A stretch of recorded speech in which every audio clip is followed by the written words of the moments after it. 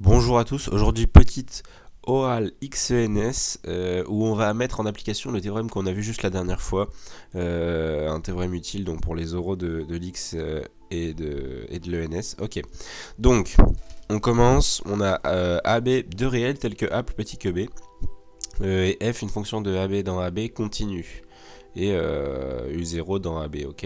Et donc elle est définie justement par la relation de récurrence UN plus 1 égale F de UN, une suite récurrente classique pour l'instant.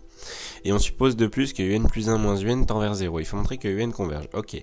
Alors on a cette hypothèse UN plus 1 moins UN converge et UN une suite réelle. Ok.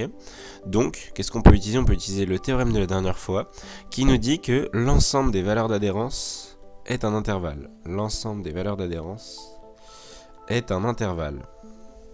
D'adhérence est un intervalle. Ok. Donc je vous laisse aller voir la vidéo que j'ai fait il y a pas longtemps sur, enfin si vous voulez voir pourquoi, enfin la preuve de ça, qui n'est pas si facile, mais voilà. L'ensemble des valeurs d'adhérence est un intervalle car UN plus 1 moins UN tend vers 0. C'est cet argument là qu'il faut utiliser. Ok.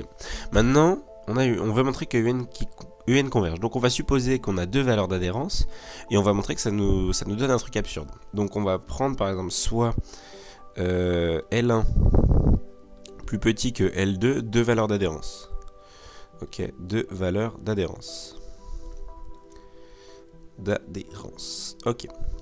Donc en fait ça veut dire que toutes les valeurs entre L1 et L2 sont valeurs d'adhérence, étant donné que l'ensemble des valeurs d'adhérence est un intervalle, ok. Parce que si on le note gamma, on va noter gamma l'ensemble des valeurs d'adhérence, donc en fait ça voudrait dire que l'intervalle L1, L2, il est inclus dans gamma, ok. Donc on va prendre particulièrement, on va prendre la valeur entre les deux par exemple. On pose L est égal donc à L1 plus L2 sur 2. Et donc L1 est entre les deux. Donc qu'est-ce qu'on a? On a L1 plus petit que L plus petit que L2. Donc L est une valeur d'adhérence. Donc L est une valeur d'adhérence. Ok. Qu'est-ce qu'on va déduire de ça? Il existe une sous-suite classique, étant donné que c'est une valeur d'adhérence. Donc il existe phi de n. Il existe phi, ok, tel que u de phi de n tende vers L, ok. Donc qui est égal du coup à L1 plus L2 sur 2. On va garder ça plutôt. Ok, on va caractériser par epsilon. Donc ça signifie quoi? Ça signifie que pour tout epsilon, on écrit la définition classique d'une suite qui tend vers une valeur. Ok, pour tout n plus grand que n0, on a u de phi de n moins L1 plus L2 sur 2 plus petite que epsilon. Et là, on va choisir un epsilon particulier. On va prendre epsilon égale L2 moins L1 sur 2.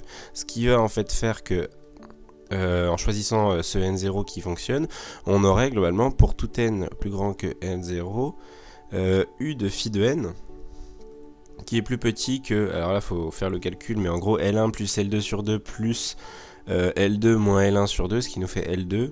Et de l'autre côté, ça nous fait L1. Ok. On peut remplacer...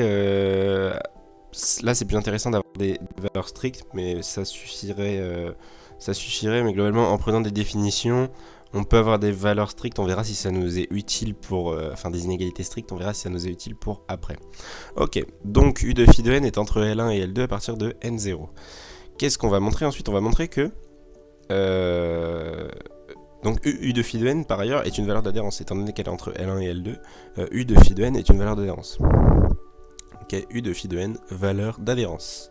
C'est là que c'est utile d'avoir un intervalle. Valeur d'adhérence, car gamma, un intervalle. Ok. Et donc là, qu'est-ce qu'on va faire maintenant? On va choisir, enfin on va prouver juste un petit truc qu'une valeur d'adhérence en fait c'est un point fixe globalement parce que un plus 1 égale f de un, donc c'est là qu'on va commencer à utiliser l'hypothèse que un plus 1 égale f de un. Ok, donc comment on va faire ça? On sait par définition, disons qu'on a un point d'adhérence, on va plutôt marquer ça comme un lemme, donc disons soit A a une valeur d'adhérence, ok, une valeur d'adhérence. Donc on va choisir psi la suite telle que u de psi n tend vers A. Ok, qu'est-ce qu'on a? Du coup, on sait qu'on a par continuité de f u de psi n plus 1. Ok, c'est égal à quoi? C'est égal à f de psi n. et enfin f de u de psi n, excusez-moi, f de u de psi n qui tend vers a. Enfin qui tend vers f de a du coup, par continuité. Ça c'est la continuité qui nous autorise à faire ça. Et de plus on a quoi d'autre? On a u de psi n plus 1 moins u de psi n qui tend vers 0 comme on l'a dit. Ok. Et u de psi n tend vers 0. U de psi n tend vers 0. Ok. Donc en fait en réécrivant le u de psi n plus 1, on aurait u de psi n plus 1 moins u de psi n, ok, plus u de psi n. Ok, on fait moins u de psi n plus u de psi n, ce qui est censé, ça nous fait 0, ça tend vers L, donc ça tend vers A. Sauf que ça c'est égal à u de psi n plus 1. Ok, u de psi n plus 1 égale ça, qui tend vers A, et donc en fait on a cette limite là, ce qui fait au final, on a bien f de A égale A. Ok, f de A égale A. Donc A est un point fixe. Donc A est un point fixe. Est un point fixe de f. Et donc là, maintenant, c'est là qu'on va réutiliser. Donc on avait quoi? On avait pour tout n plus grand ou égal à n0, L1 plus petit que u de phi de n, plus petit que L2. Donc en fait, vu que c'est un point fixe, on peut très bien l'appliquer. Et donc ça signifierait que f de u de phi de n plus petit que L2, ce qui marche encore une fois. Donc en fait, et par une petite récurrence assez immédiate, ça c'est égal à quoi? Juste c'est égal à u de psi n plus 1. Ok, ça signifierait que, juste c'est L1 ici, ça signifierait que L1 plus petit ou égal à u de psi n plus k. Ok, avec un k dans les réels, enfin un k dans un entier. Donc en fait en prenant particulièrement pour n0, on aurait pour tout n de n, qu'est-ce qu'on a? On a L1 plus petit ou égal à u de phi de n0, donc on prend juste la valeur de n0 qui nous intéresse, comme ça on extrait une sous-suite. Enfin en fait on a ça c'est notre rang à partir duquel en fait la suite finalement est constante, étant donné que elle est tout le temps entre les deux, et en fait ça vaut tout le temps la même chose.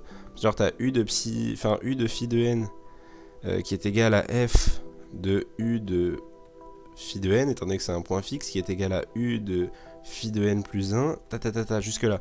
Donc en fait on a quoi? On a finalement u de phi de n0 égale à u de phi de n0 plus n, ok, pour tout n, pour tout entier.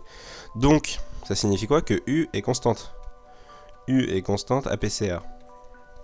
Qu'à partir du APCR, donc ce rang en question, du coup ça serait phi de n0.